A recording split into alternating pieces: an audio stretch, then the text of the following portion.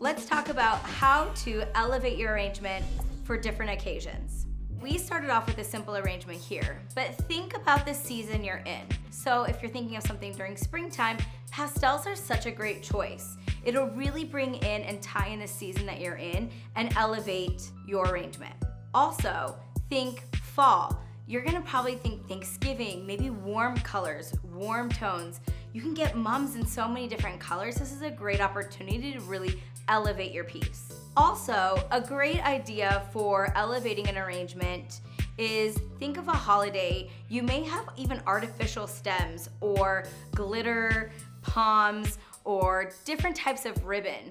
You can take these simple pieces that you may already have at home or will see at your local craft store and really add it into your arrangement to give it that extra wow factor and cater it to that event.